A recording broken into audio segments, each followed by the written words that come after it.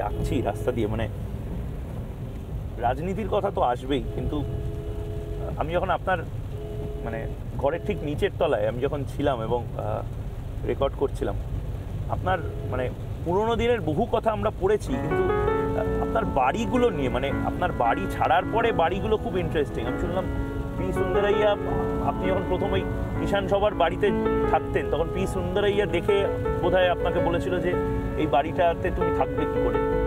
তারপরে আলিমুদ্দিন স্ট্রিটের বাড়ি, তার আগে প্রমোদ দাশগুপ্তর ঘর, রান্নাঘর থেকে শুরু আপনার এই রাজনৈতিক জীবনের ভাড়া বাড়ির ভাড়াটে হওয়া। একটা জায়গা পেলেই হয়ে যায়, অবশ্যই বাথরুমটা পেতে হবে, আর কোনো দরকার নেই। ওই পি সুন্দরাইয়ার গল্পটা কি, মানে প্রথম কি আপনি একটা রান্নাঘরে নাকি ছিলেন? আমি কোথায় শিফট করছি এটা উনি জিজ্ঞেস করলেন, সুন্দরাইয়া। আমি বললাম কোথায়, তো উনি দেখতে এসেছিলেন। সেটা কোথায় ছিল বাড়িটা?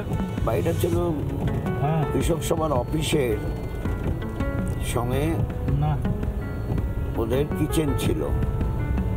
কিচেনটা ওরা ব্যবহার করে না, তালা মারা আছে। সেটা কোন জায়গাটা?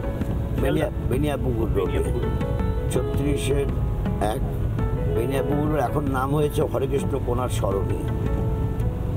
এই হরেকৃষ্ণ কোনার সরণিতে আমি যখন রান্নাঘরটা পেলাম এক্সক্লুসিভ, তখন আমি ভাবলাম যে যাক, এত 2 বছর ধরে চেষ্টা করছিলাম পকেটের পয়সা খরচা করে স্টেটসম্যান পত্রিকায় পোস্ট বক্সে বিজ্ঞাপন দিয়ে আমি অনেক বাড়ি পেয়েছি, কিন্তু সব বাড়ি হচ্ছে অ্যাডভান্স নয়, স্যালামি। আচ্ছা। কারণ স্যালামি মানে তো ওটা রিয়েলাইজড হবে না, মানে মাসে মাসে তো আর কাটা যাবে না, স্যালামি টাকাটা দেবে না পার্টি। তো স্যালামি একটা বড় অ্যামাউন্ট তো তখন। হ্যাঁ, আর আমি বাড়ি ছাড়বো, বাড়ি থেকে টাকা নেবো কী করে? বাড়ি তো আমাকে বাড়ি ছাড়তে মানা করছে, যে বাড়ি থেকে টাকা তো আমি নিতে পারি না। তখন দেখলাম রান্নাঘরটা যে পেয়েছে ওটাই আমার কাছে স্বর্গ। তো ওখানে কতদিন ছিল? তারপরে আলিমুদ্দিনে কবে এলেন? ওখানে 71 থেকে 78 পর্যন্ত ছিলাম। তারপর মানে একটা ঘর পেলাম, একটা ঘর ফাঁকা হলো। সবাই আমার জন্য ভাবছিল যে এরকম একটা ছোট্ট ঘরে, কারণ ওই ঘরেতে আমি বেটে বলে আমি শুতে পেরেছি। আর আলিমুদ্দিন স্ট্রিটে কবে থেকে পার্মানেন্ট রেসিডেন্ট?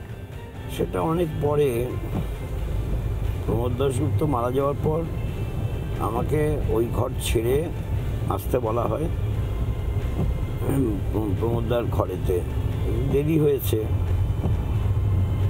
কারণ আমি প্রমোদদার কোনো জিনিসপত্র ব্যবহার করব না।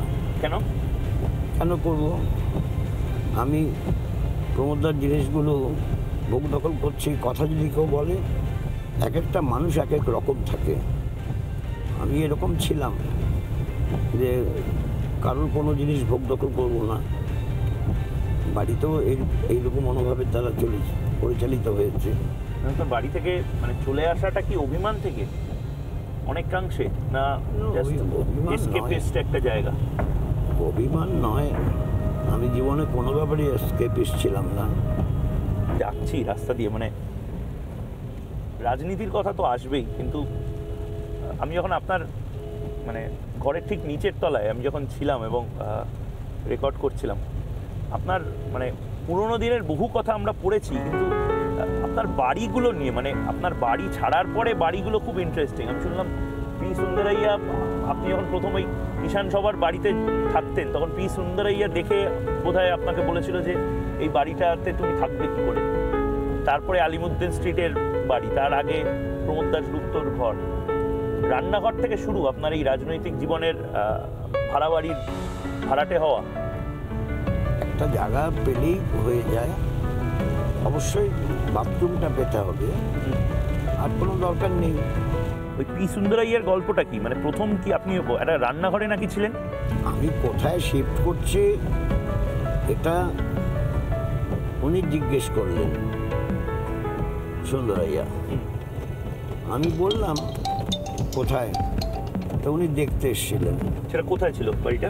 বাড়িটা ছিল কৃষক সভার অফিসের সঙ্গে, ওদের কিচেন ছিল। আচ্ছা, কিচেনটা ওরা ব্যবহার করে না, তালা মারা আছে। সেটা কোন জায়গাটা? বেনিয়াপুকুর রোডে, 36-1 বেনিয়াপুকুর। এখন নাম হয়েছে হরেকৃষ্ণ কোনার সরণি। এই হরেকৃষ্ণ কোনার সরণিতে আমি যখন রান্নাঘরটা পেলাম এক্সক্লুসিভ, তখন আমি ভাবলাম যে যাক, এত 2 বছর ধরে চেষ্টা করছিলাম পকেটের পয়সা খরচা করে